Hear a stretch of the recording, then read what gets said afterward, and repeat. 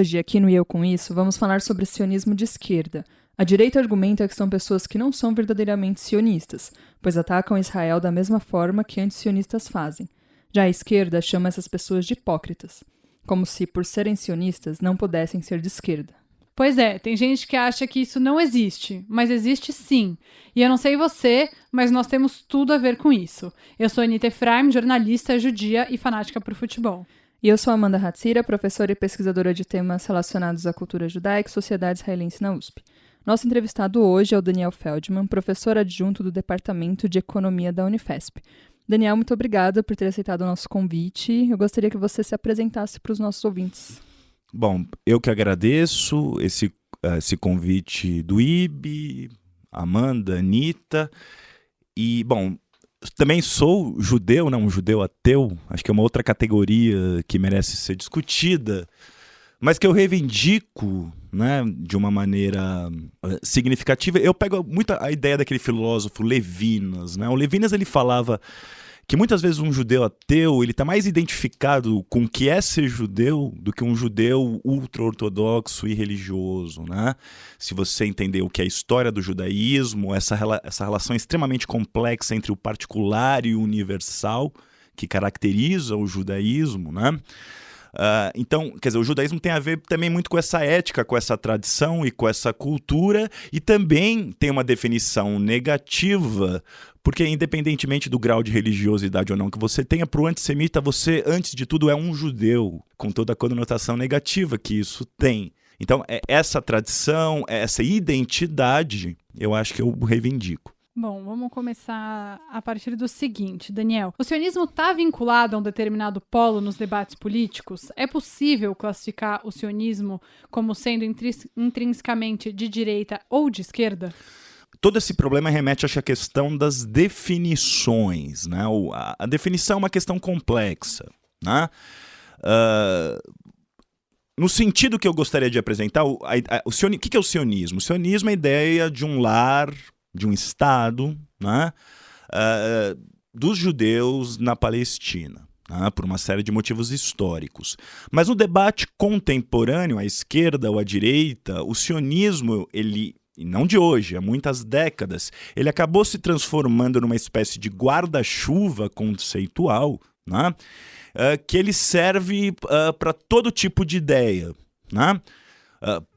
Para alguns, o sionismo é uma espécie de conspiração do judeu internacional. Você só troca a palavra judeu por sionista e você replica os mesmos preconceitos, a mesma estigmação de um suposto complô judaico e você troca o nome judeu por sionista. Eu fico muito feliz quando os temas dos nossos episódios se conversam, porque a gente já teve bastante essa conversa, que tem esse antissemitismo travestido de antisionismo em muitas situações. Porque é verdade, é um truísmo dizer, e é verdade, que nem todo antisionismo é antissemitismo, Bom, mas isso não quer dizer que não exista o antisionismo que é antissemita, existe um antisionismo que vem dos próprios judeus no começo do século XX, porque eles acreditavam que a história levaria a uma assimilação dos judeus e uma transformação das suas próprias sociedades.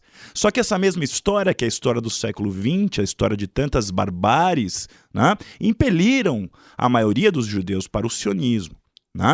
E eu acredito que é possível sim você criticar o sionismo, mas desde que essa crítica esteja embasada numa crítica ampla a todo tipo de nacionalismo. E esse tipo de crítica eu sou favorável. Até a gente estava conversando aqui um pouco antes de começar a entrevista. Daniel, você se considera sionista? Não, eu não sou sionista. No sentido de que eu penso, sobretudo hoje, a ideia do Estado-nação para mim é cada vez mais obsoleta, num sentido amplo. No entanto, eu sou anti-sionista. Eu sou anti uma crítica que existe na esquerda que eu participo e também de uma extrema-direita que vai situar o sionismo como o único nacionalismo que não é legítimo, não é possível, que deve ser criticado enquanto tal, sem as devidas mediações. É louco, Como esses polos se encontram, a extrema esquerda e a extrema direita. Sim, eles se retroalimentam, acabam se retroalimentando. Sim. há uma relação, acho que complexa da esquerda. A esquerda nunca ela digeriu bem o problema do antissemitismo, na verdade, né? Tem um filósofo que eu gosto muito, que chama Moshe Poston, é um judeu canadense, ele morreu recentemente, e ele tem uma tese que eu acho que é a tese mais inteligente, na minha visão, para entender o que é essa sobrevivência do antissemitismo ao longo, né, do século XX, do século XXI, e como ela também seduz setores da esquerda, né? Qual que é o grande problema para o Poston? O que é essa nossa modernidade? Né? Vai dizer o Poston. É uma modernidade que é baseada na dominação impessoal, abstrata, do valor, do capital. Isso é a modernidade. Né? Nós somos dominados por estruturas abstratas, né? Impessoais. O antissemitismo está muito ligado, e ele vai interpretar Auschwitz dessa forma, como uma forma de tentar biologizar na figura do judeu esses atributos que são atributos incontroláveis, né, da modernidade, incontroláveis no sentido que a gente vive numa sociedade que a gente não consegue controlar. É a sociedade moderna. Ela tem a sua dinâmica do mercado, do Estado Nacional, mas as pessoas não conseguem entender essa dinâmica complexa e buscam... um bode expiatório. Exatamente, mas por que o judeu é esse bode expiatório? Essa é a tese ele é um bode expiatório. Mas por que o nazismo só poderia ser contra o judeu, por exemplo? Essa é a tese dele. Ele vai dizer, porque justamente os judeus aparentam, não só aparentam, mas tem a ver com a história do judeu. O judeu não é um povo que tem raiz territorial, né? O judeu é um povo cosmopolita pela sua própria história, né? Então, os judeus estiveram sempre ligados a atividades urbanas, artesanato, comércio, finanças, etc. e tal. Então é como se existisse um capitalismo supostamente bom da produção e um capitalismo abstrato do dinheiro da finança, né, que estaria encarnado na figura do judeu, e esse ressentimento anticapitalista, que no fundo não é anticapitalista, né, ele vai buscar canalizar biologicamente na figura do judeu o ódio, o ressentimento que a modernidade traz. Porque a modernidade ela é complexa, mas para a gente superar as contradições da modernidade, a gente tem que entender a sua dinâmica. O que o antissemitismo faz é simplificar isso e atribuir aos judeus um superpoder, em alguns casos, um poder de conspiração. Por isso que o antissemitismo ele tem similaridades, na minha visão, com outras formas de racismo e preconceito, mas ele tem a sua particularidade. Óbvio que o nazista tratava o judeu como sub-humano, mas esse sub-humano era porque o judeu era super-humano, no sentido que ele teria um poder de condução de uma sociedade que não é possível de ser conduzida,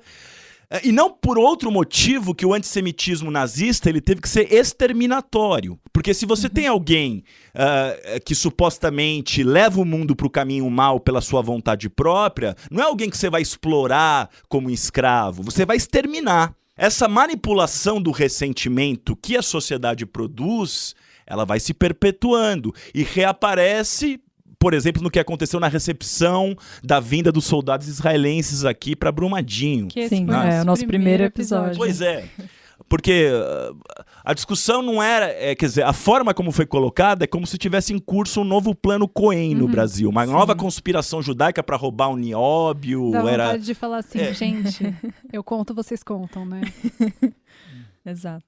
E Daniel, você está fazendo toda uma retomada histórica, né, da origem do sionismo. Você acha que dá para dizer que o sionismo esteve mais próximo da esquerda e que agora ele está mais próximo da direita? E por que você acha que esse deslocamento aconteceu ao longo da história? Os movimentos sionistas eles estavam muito ligados à esquerda. A própria coisa do kibbutz. Também, quer dizer, você tem uma coisa que é pouco lembrada, né? Mas quem bancou Israel em 48 militarmente foi a União Soviética, né? Não estou falando que não estou defendendo a União Soviética. Jogo virou, não é mesmo? Pois é, né? Mas por motivos geopolíticos, eles queriam tirar a influência da Inglaterra, do Oriente Médio. Sim. Depois se configurou uma dada situação que o Israel passou a depender, e depende até hoje dos Estados Unidos. Isso tem consequências muito importantes. E o mundo árabe se aproximou, no contexto da Guerra Fria, da União Soviética.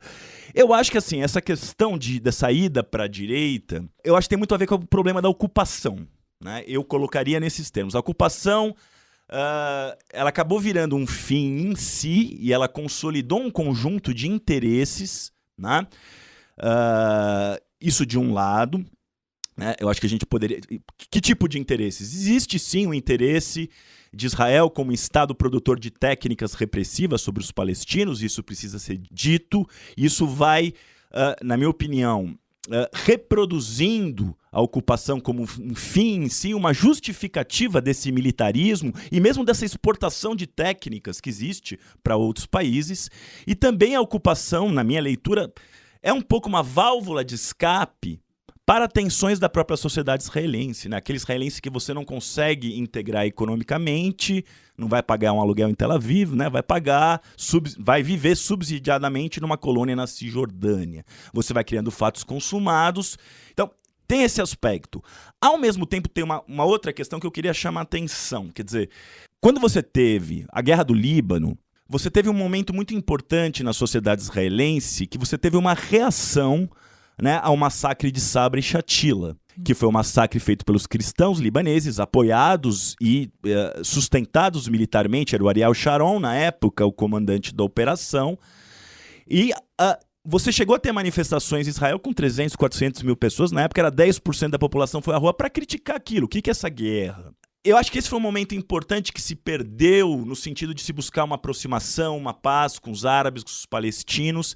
E a partir de então, você foi consolidando uma situação que não só a ocupação vira um fim em si, como você vai dando cada vez mais espaço para os fundamentalistas religiosos, e diga-se de passagem, né, tanto no lado árabe como no lado judeu, e essa concentração, esse reforço, né, do discurso sectário, que eu acho que tem a ver com a ocupação, mas também tem a ver, por exemplo, com a forma que se produz a dinâmica geopolítica no Oriente Médio. Um Irã, por exemplo, apoiando o Hezbollah, apoiando o Hamas, né?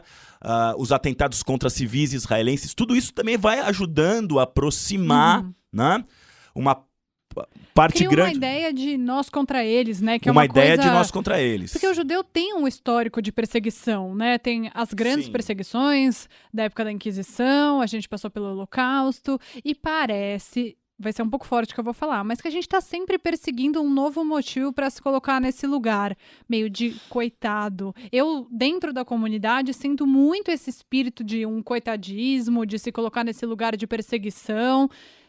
Eu me incomodo muito, eu acho que alguns pontos têm razão em falar que, por exemplo, a mídia não retrata de uma maneira fidedigna o que acontece por lá. Acho que sim, é muito raso, acho que não tem mais tantos correspondentes por lá, o que acaba deixando tudo muito raso, mas eu acho que tem essa constante busca de um conflito em que a gente fique nessa situação de estamos sendo atacados.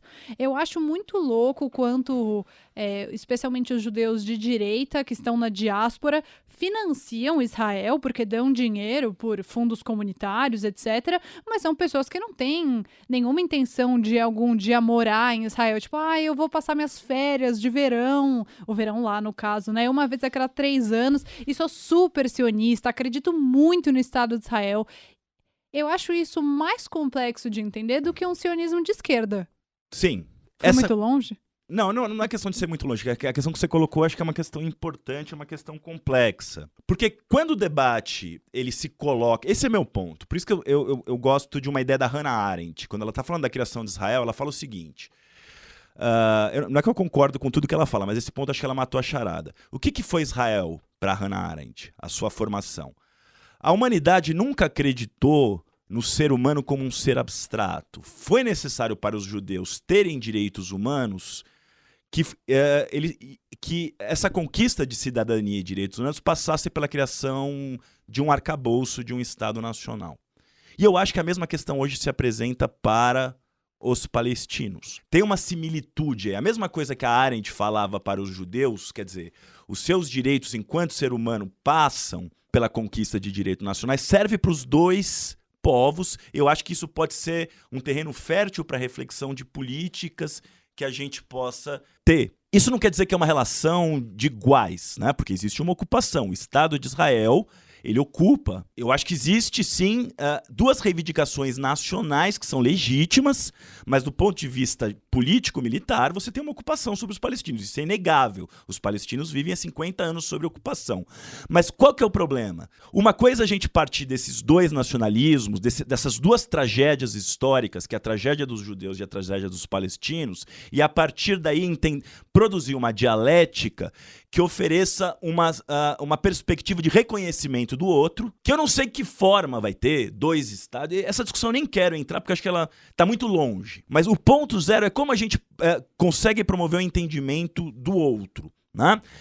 O que eu acho que a política foi se degradando em Israel, no Oriente Médio e no mundo, de uma forma que esse tipo de postura, quer dizer, você não, que você fala, né, você está falando do coitadismo, você não pode utilizar a opressão histórica dos judeus para justificar a opressão, não sei se é isso que você... E o contrário? Essa é uma coisa que a gente fala muito, né, Amanda? E o contrário? Falar sobre tudo que o judeu passou para falar que ele não pode fazer isso com o palestino. Como se fosse uma lição, algo pedagógico. Então, eu acho que esse é um argumento muito comum para quem nega as pessoas que são de esquerda e se dizem sionistas. Vocês passaram pelo Holocausto. Como vocês estão fazendo isso com os palestinos? Né, a mesma Exatamente. Coisa. Usando o que é um apartheid, etc. Eu acho que essa discussão... Bom, você está exigindo de alguém que foi oprimido historicamente que ele seja melhor do que o outro. Isso. Esse é o ponto para mim. Ou a gente parte de uma perspectiva universalista, que a gente tem que ser contra toda e qualquer opressão. Isso eu também vejo, por exemplo, algumas pessoas que vão criticar... Eu tenho todas as diferenças e repudio a posição política daquele Fernando Holliday, aquele deputado. Sim. Mas eu entendo quando pessoas do movimento negro reclamam de racismo... Quando, ele é um capitão do mato, ou quando, você é negro, você não pode ser isso. Não, para. A discussão não é essa. Não é o fato do cara ser negro, judeu, gay, etc. Então, que ele não pode ter posturas que a gente, né, que a gente vai condenar. Mas aí eu vou fazer uma meia-culpa, que eu faço isso com a própria comunidade judaica. Eu me questiono, eu falo isso como uma pessoa cuja família passou pelo Holocausto e tudo mais, pode ter esse pensamento tão preconceituoso, pode apoiar a ocupação. Eu tenho esse questionamento para dentro da comunidade. Eu entendo o que você está falando, mas é que às vezes... Mas não tem nada a ver, né? Não é que não tem nada a ver. É que às vezes isso se volta para ser um argumento antissemita, na verdade. Também. Tem uma frase que eu gosto de usar que é a seguinte. Isso falando sobre o antissemitismo que existe na Europa. Eu não vou lembrar o autor que falou. O antissemitismo, ele persiste na Europa, não apesar de Auschwitz, mas por causa de Auschwitz. Qual que é a tese dele? É que, na verdade, o mundo ocidental... até hoje não conseguiu digerir o que foi o Holocausto, por mais que você tenha museus, por mais que você tenha homenagens, etc. Campos e tal. de concentração. Os campos de concentração estão lá, você tem uma memória, etc. e tal, né? Apesar de que você tem pesquisas recentes de como o antissemitismo tem crescido na Europa. Então, existe uma necessidade de, em vez de você entender as raízes do que foi, de fato, o Holocausto, que eu não quero culpar ninguém, não quero culpar o povo alemão, mas entender a dinâmica que levou aquilo. Na verdade, quando você faz uma crítica a Israel, né, que é necessária muitas vezes fazer, hoje quase tudo você tem que criticar em relação a Israel, na minha opinião, mas você faz uma crítica muito mais dura a Israel do que críticas que você faz a outras opressões iguais ou piores no mundo, isso para mim é antissemitismo, consciente ou não. Então a mesma coisa você dizer, você passou pelo Holocausto... então você tem que ser mais condenado do que quando, por exemplo, o governo da Síria massacra centenas de milhares de pessoas, ou o governo do Sudão, em nome do nacionalismo árabe, faz um genocídio dos negros. Isso, para mim, eu entendo o que você está falando, que, assim, do ponto de vista dos judeus, é óbvio que o peso do Holocausto não coloca numa responsabilidade moral de não aceitar a ocupação sobre os palestinos. Né? Mas também há de se ter o cuidado também, porque isso também pode ser uma forma de relativizar o antissemitismo. Né? Esse é o meu ponto. Né? Os judeus são maus mesmo, então é isso que aconteceu com eles estão fazendo essa maldade toda, né? Inclusive Israel seria um novo nazismo, que não tem absolutamente nada a ver. Não estou querendo falar que não é grave a ocupação, mas são fenômenos históricos que não têm nenhuma similitude, tem uma outra concretude histórica que você busca comparar, etc e tal. Então, quer dizer, talvez o Holocausto não foi tão sério, porque, na verdade, você tem agora um povo que estaria fazendo, eu não concordo com essa visão, mas gente da esquerda falam um outro tipo de Holocausto, etc e tal, com relação aos palestinos. Né? Eu não sei se você está entendendo o meu ponto, né? Mas sim. E um outro ponto também, dentro da comunidade judaica, que eu acho um problema, acho que a Anitta também, é quando você essencializa o Holocausto como parte da identidade judaica, né? Você quase sacraliza o Holocausto e torna isso essencial. Sou judeu porque o povo judeu passou pelo Holocausto. Acho que, óbvio, gente, eu acho que as visitas à Polônia são muito legais e muito importantes, mas sinto isso quando você cria essa identidade judaica ligada essencialmente ao Holocausto, sendo que o judaísmo é muito mais do que isso, né? Você fica com uma essência puramente negativa, né? Parece uma coisa que o Sartre falava, que eu não concordo totalmente, falava, na verdade... o judeu, ele foi reinventado pelo antissemitismo, né? Ele falava isso no livro dele, A Questão Judaica. Mas ele fala... faz sentido. Assim, não dá pra concordar 100%, não, porque tem muito mais. Não, mas é verdade, porque ele era um francês, não um judeu. Ele tá vendo o seguinte, olha, tudo caminhava para a assimilação do judeu. Inclusive o fim do judaísmo como uma cultura, uma religião à parte, né? E poderia ter acontecido isso, mas a história do século XX empurrou, seja por motivos defensivos, seja por uma solidariedade. Por isso que eu falo que o judeu ateu pode ser mais judeu até do que o judeu ortodoxo, racídico, sei lá. Isso depende. Mas não sei se isso a gente está concordando aqui nos pontos, né? Mas o que eu concordo que é óbvio, que uma coisa é o seguinte, é quando o Netanyahu ele exagera, existe um antissemitismo no mundo, e existe um antissemitismo muito grande no mundo árabe. Isso é um ponto inegável. O nacionalismo árabe, e sobretudo quando esse nacionalismo se aproxima do fundamentalismo islâmico, ele tem um componente antissemita gritante. Você pega a imprensa, assim como em Israel você tem uma coisa islamofóbica, de rotular os árabes. Assistam falda, cara. Só assistam falda. Exatamente. Então isso é manipulado, né, a meu ver, né, pela direita israelense, pelo governo de Israel e por supostos apoiadores de Israel, para criar um clima de medo permanente que nos fatos significa um impasse. A única solução para o conflito Israel-Palestina não tem jeito, é o diálogo entre judeus e palestinos, judeus e árabes, né? Então, esse ponto, eu concordo com você. Você usa Aliás, o que o Netanyahu fez é muito pior. O Netanyahu, há alguns anos atrás, ele imputou ao Mufti Hussein de Jerusalém a ideia da solução final, que não só é um absurdo histórico completo, né, porque a solução... Quem leu Mein Kampf sabe que aquilo era muito possível, estava na essência do que era o nazismo, né, a lógica exterminatória dos judeus. É verdade, sim, que o Mufti de Jerusalém apoiou o nazismo e morou em Berlim durante a guerra, mas não é ele o responsável pelo massacre dos judeus, não são os palestinos, no caso. Existe tudo isso. Agora, ao mesmo tempo, o que eu diria é que também a gente não pode deixar de ignorar, eu imagino isso, que os temores que os israelenses têm não são falsos também. Porque se é verdade que o Estado de Israel que oprime os palestinos com uma tecnologia ultra sofisticada, qual que vai ser o estatuto dos judeus no Oriente Médio no futuro? Essa é a minha grande questão. Que a esquerda não coloca esse problema, né? Muitos dos supostos defensores da causa palestina não dialogam com isso. Como é que você vai trabalhar numa lógica que não seja reproduzir o que eu chamo de uma geopolítica da barbárie, que está junto Israel, o Irã, o Hamas, o Hezbollah, o Assad... Tá todo mundo irmanado, na minha opinião, a perpetuar essa lógica de ódio, né? Que é um impasse. São interesses econômicos, políticos, de manutenção de grupos no poder, que convergem para não ter o diálogo, não ter esse reconhecimento do outro, da alteridade. E, Daniel, bom, você também já passou pela FEFELESH, em outro episódio a gente falou sobre como o mundo acadêmico encara essas questões, questão Israel, Palestina, conflito.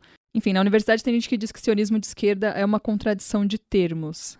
Como você enxerga essa afirmação e responde a ela?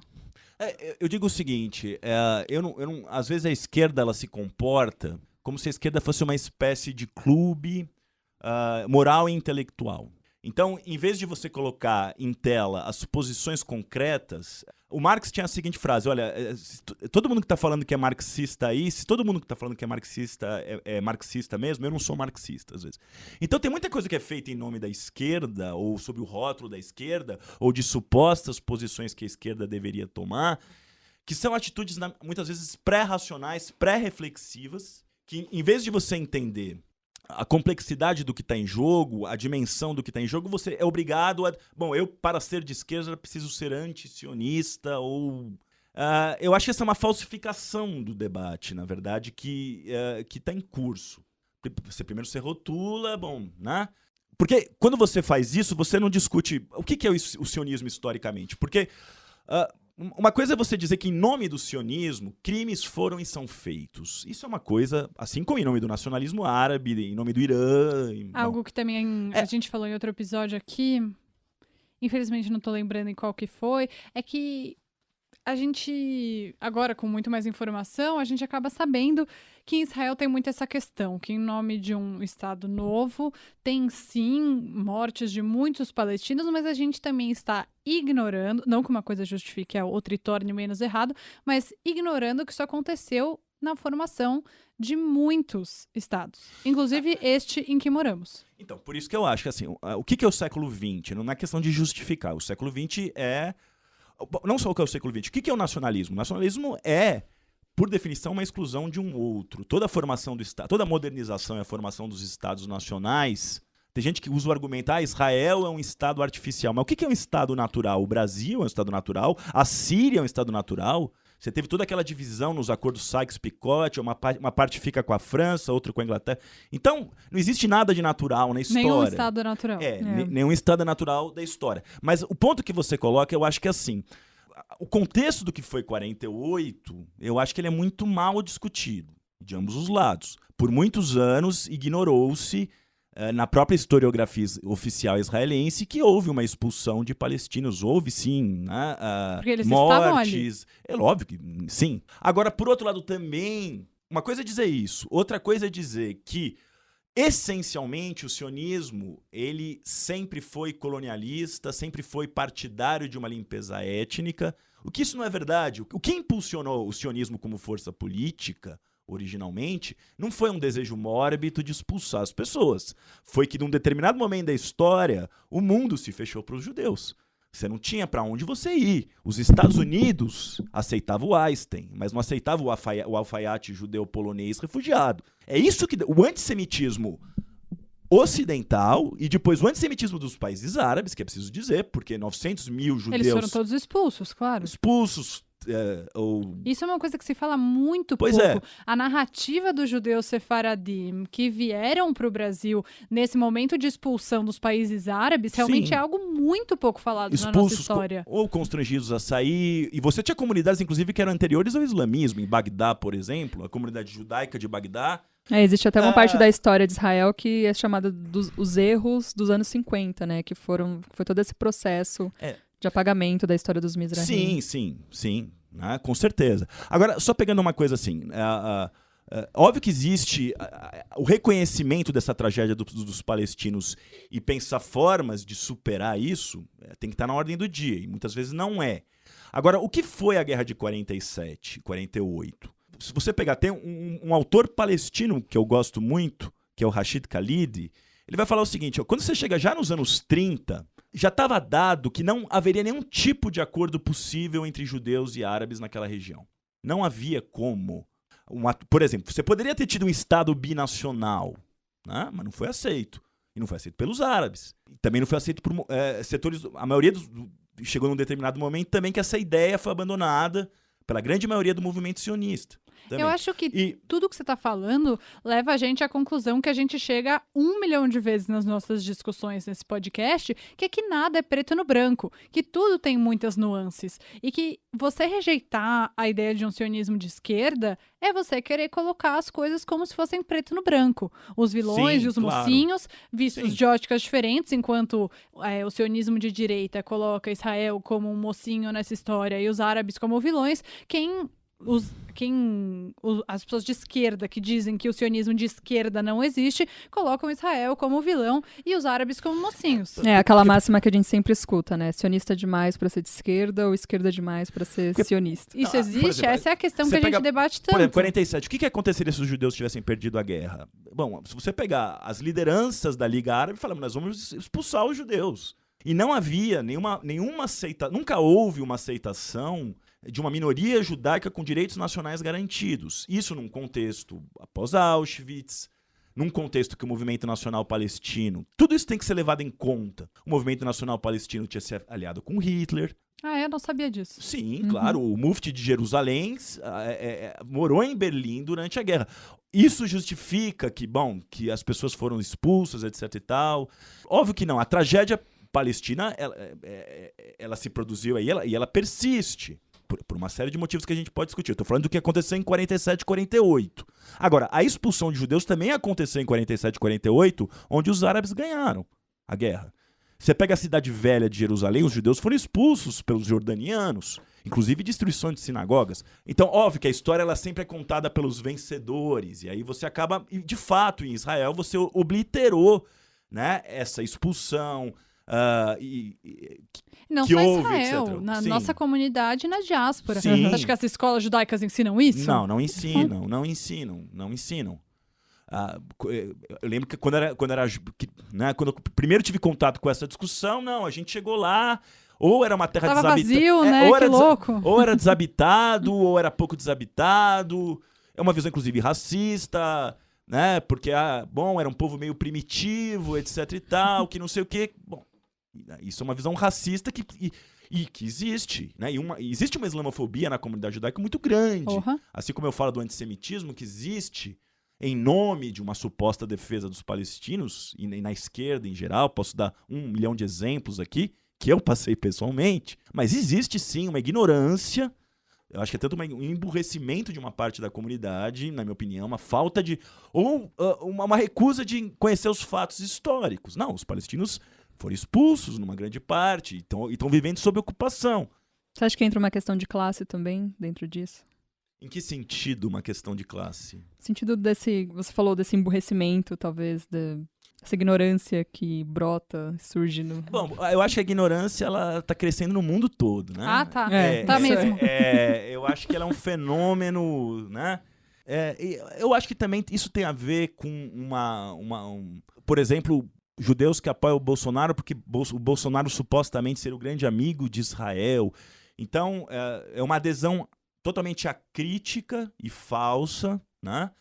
Porque, inclusive, no governo Bolsonaro, se você pegar a retórica, né? Você pode falar que não é diretamente antissemita, mas a retórica do ministro da Educação, não sei se vocês viram a frase dele, dizendo que ele usou a mesma coisa que o nazismo falava dos judeus para falar da esquerda, dos comunistas. E o próprio ministro das Relações Exteriores fala que o grande problema do mundo é o marxismo cultural da escola de Frankfurt, que não por acaso foi criado por judeus que foram exilados da Alemanha, moraram nos Estados Unidos, o Adorno, o Horkheimer, etc e tal. É como se tudo fosse uma grande conspiração. Porque também tem essa coisa, o que é essa coisa da conspiração judaica? Às vezes é a conspiração do judeu financista, que seria o lado mal do capitalismo, mas também a conspiração do judeu intelectual, do judeu crítico, do judeu Freud, um pouco de falta do judeu Marx. Intelectual. Sim. Eu tô sentindo falta de todos os intelectuais, mas do pensamento intelectual. Sim. Mas eu acho que tem, talvez essa questão de... Eu não sei se é uma questão de classe, é uma questão talvez... Acho que a própria assimilação deu uma certa... O que produziu? O Hobsbawm falava isso, né? Isso é uma coisa muito interessante.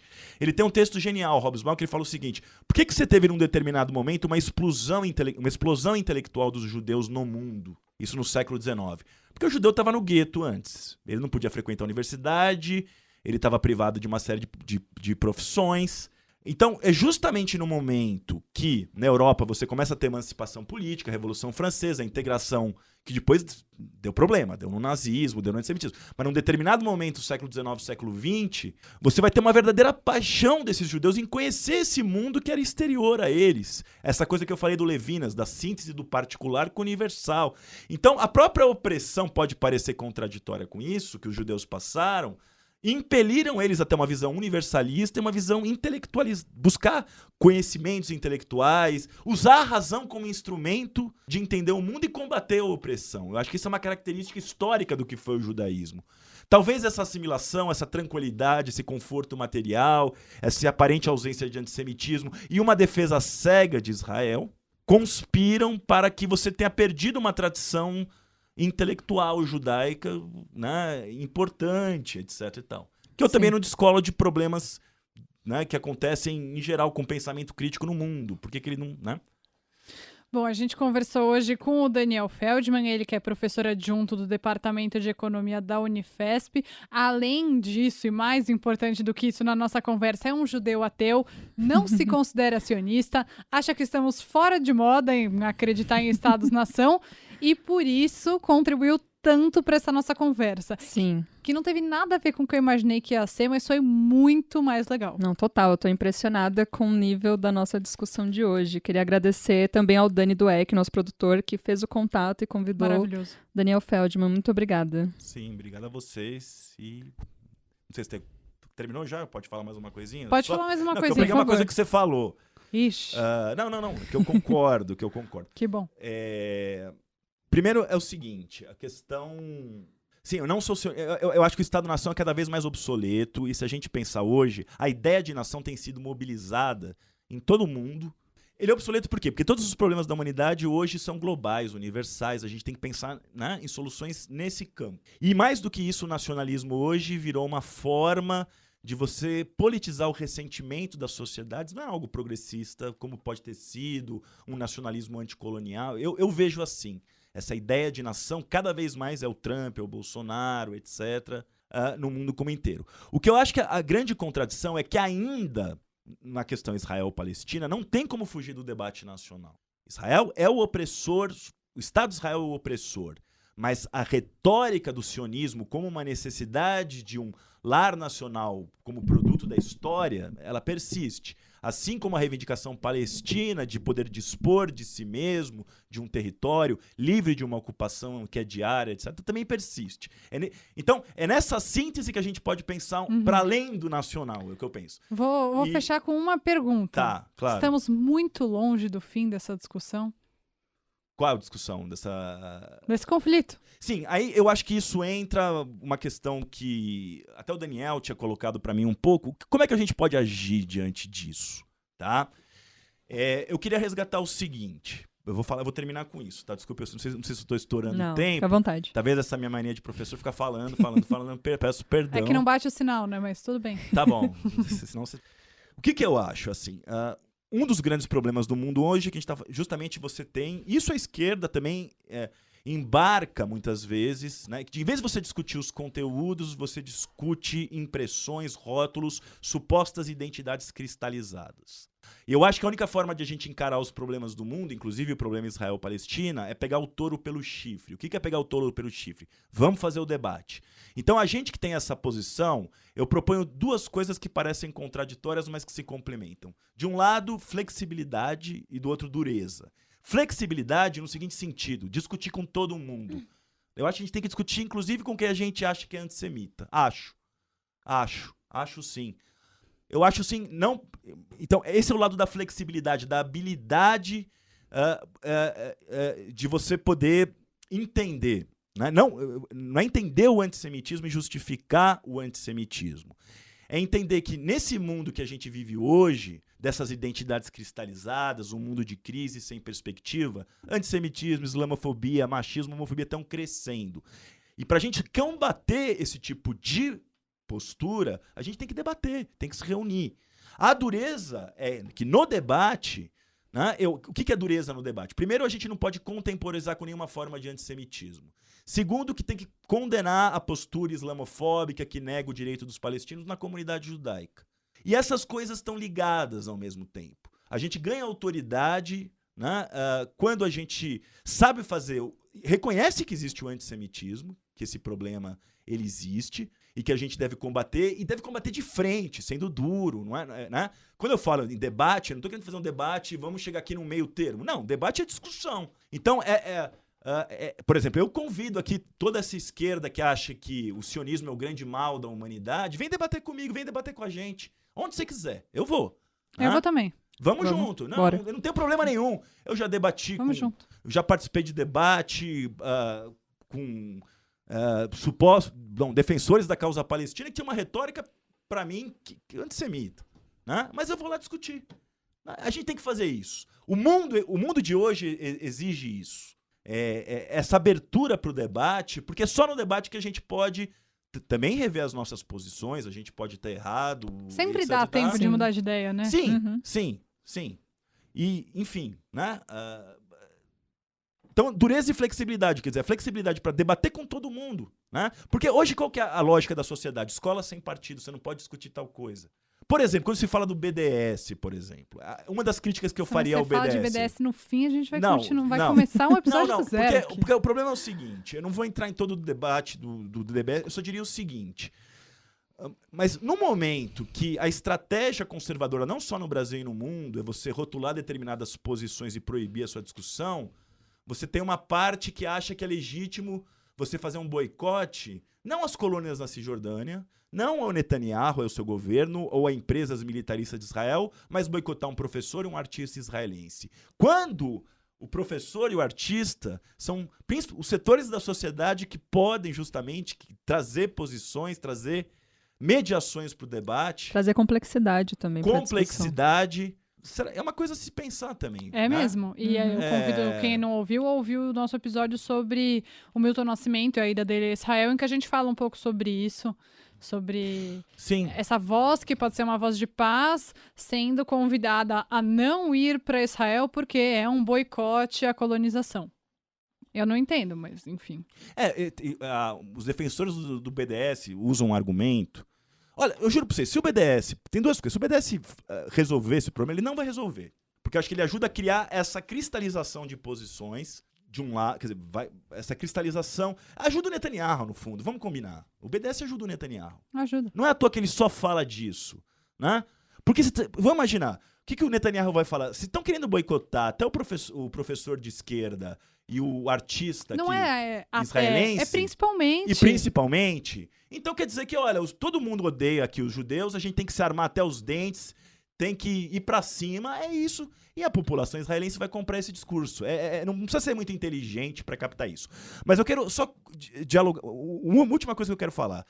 As pessoas falam, mas você não pode normalizar as relações entre... Esse é um discurso pró-BDS, né? Não podemos normalizar uma relação qualquer com o israelense porque isso é normalizar a ocupação. Bom, a única forma de acabar com a ocupação na prática é a luta dos palestinos, que é legítima, e também a luta dos judeus. Ou então a única solução que é a guerra, essa é a solução. Ou achar que os judeus vão se auto-boicotar, né? É uma coisa meio louca, vou me auto-boicotar. Então, quando se fala a crítica à normalização, porque existe essa discussão na esquerda, né? Não vamos normalizar qualquer tipo de relação com cidadãos do Estado de Israel ou com universidades, porque todas são instituições pérfidas.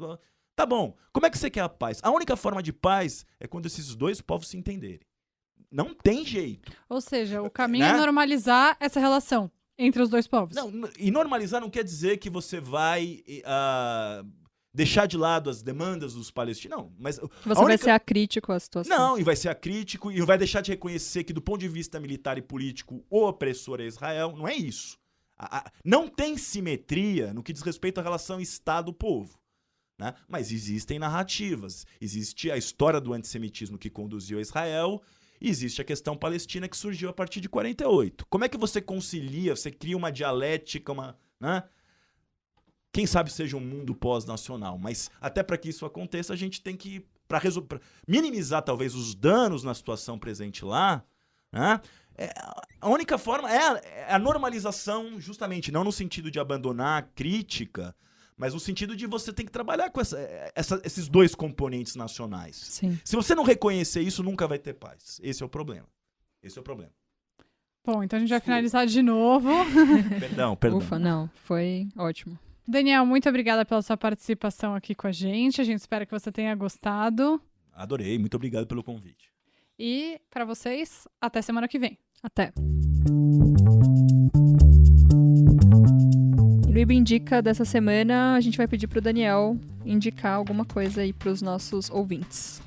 Bom, eu vou indicar um texto que até comentei, né, en passant na minha fala. Eu acho que é um texto fundamental para entender o que é o antissemitismo e a sua persistência, e também porque o antissemitismo pode se passar por posições supostamente anticapitalistas e de esquerda. É o do Moishe Poston, é um texto que se chama Antissemitismo e Nacional-Socialismo. Vocês podem encontrar na internet esse texto. Acho que aquele site GGN publicou uma versão dele. E, para mim, esse texto é a melhor explicação, né, não só do que foi Auschwitz, do que foi o nazismo, né, mas do que é a particularidade do antissemitismo. Muitas vezes o antissemita ele não sabe que é antissemita, né, não percebe o que é o antissemitismo. Né, é a ideia do judeu como um conspirador, como um produtor de um complô. É a desumanização de um ser humano através de uma superhumanização, né, de um empoderamento, como se os judeus pudessem controlar os destinos dessa sociedade que é incontrolável, que é essa modernidade capitalista, tumultuosa, etc. e tal. E o que o Poston vai falar é que justamente como as pessoas não conseguem aceitar ou entender essa lógica, elas vão buscar transferir esse ressentimento para a figura supostamente intangível, universal, cosmopolita, desenraizada, que é o judeu. Né? E, na verdade, isso que foi Auschwitz. Foi uma fábrica para matar essa abstração do que é o valor, a mercadoria, o capitalista no corpo do judeu. Né? Na verdade, em nome de um capitalismo produtivo, do sangue, do solo, que era o capitalismo nazista puro, etc. e tal. Né? É isso aí. Muito bom. A gente aqui no Moishe podcast Poston, também... Leiam Moishe Poston. A gente também vai atrás desse texto. Tá bom. Obrigada, Daniel. Nada, tchau.